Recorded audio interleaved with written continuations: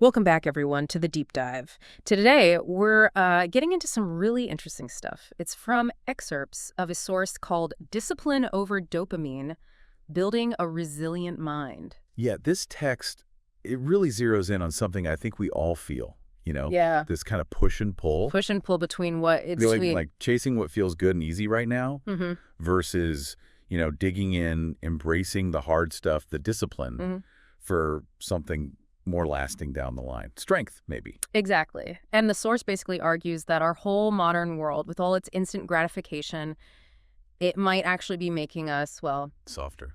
weaker. Yeah, weaker is the word it leans towards. It kicks off with this question that, honestly, it kind of stopped me in my tracks. It asks you, the listener, when was the last time you did something genuinely hard? Just for the effort itself, like zero expectation of getting a reward straight away. That's tough, right? Yeah. In a world built for instant clicks and easy answers. So our goal here in this deep dive is really to unpack the source's argument. Why does it think this constant stimulation is maybe bad for us? And what's the alternative? What does this path of discipline actually look like according to the text? Okay, so let's dig into the problem first.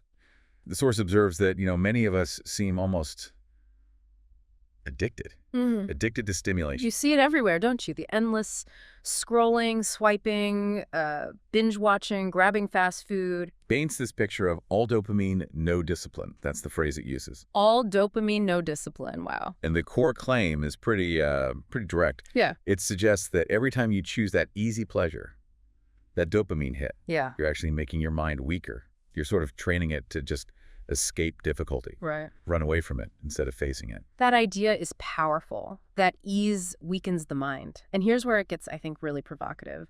The source contrasts this with people who achieve, big things, lasting success. The millionaires, the athletes, the savage creators, it calls them. Right. And it's not saying they have some magic power. It suggests they're often just, less addicted to that instant feel-good stuff. Mm-hmm. They've learned how to, how does it put it? Kill pleasure before it kills their potential. Kill pleasure. It sounds harsh, but the idea seems to be strategic, right? Not just depriving yourself for no reason. Exactly. It's framed as a choice for long-term gain, for power even. Which kind of brings it back to us, doesn't it? Our own little daily choices. The source uses this metaphor, the brain, as a battlefield. Yeah, I like that part. On one side, you've got dopamine wants comfort. And the other bit? Discipline wants conquest. So every time you say, scroll through your phone instead of, starting that work project, the source is you've basically lost a little battle inside your head. And losing those battles consistently, it adds up. Yeah. It leads to a softer future self, is the idea. You get more comfortable being the version of you that avoids hard things, less resilient. Okay, so what's the fix? What's the alternative mindset here?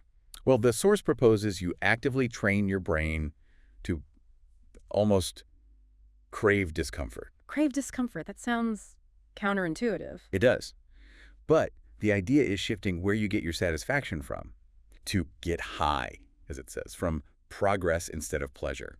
Progress instead of pleasure. That really flips the usual script. It gives examples too, right? Like dragging yourself to the gym even when you feel terrible. Exactly. Not because the pain feels good then, but because, and I quote, the pain sharpens your power. Or building a business where discipline turns struggle into success. Okay. And it also talks about resisting distractions, like chasing casual flings or porn or junk food. The idea isn't that you're forcing yourself not to enjoy things, Right. but that you're simply too focused to be distracted by stuff that pulls you off course. Your goals are clearer. So that mindset shift. Pleasure is not the goal, progress is. Yeah. It's about those daily actions. Right. And the view on pleasure itself is interesting. It's not that pleasure is bad or that you shouldn't have it. Okay. But when you build that disciplined life, pleasure comes as a byproduct, not as a purpose. It's something you earn. You earn the luxury, build the respect. You sort of suffer your way to power, as the text puts it. Suffer your way to power? Wow, it's intense framing. So discipline, in this view, it's more than just ticking off hard tasks. Much more. It's about becoming hard to break, building that inner strength, that resilience. And it wraps up with this really pointed question for you, the listener, and asks, are you feeding your mind dopamine, which the source claims builds weakness? Or are you feeding it direction, which builds, well, it calls it a weapon. A weapon. So that choice is stark. Easy dopamine leading to softness or discipline forging strength, and direction. That really is the core message here, isn't And it? it is. Are you feeding your mind dopamine or are you feeding it direction? That's the question the source leaves us with. Maybe something to think about today. What if you deliberately chose just one small bit of productive discomfort? Just one thing. How might that shift how you feel about a bigger challenge you're facing? Worth considering.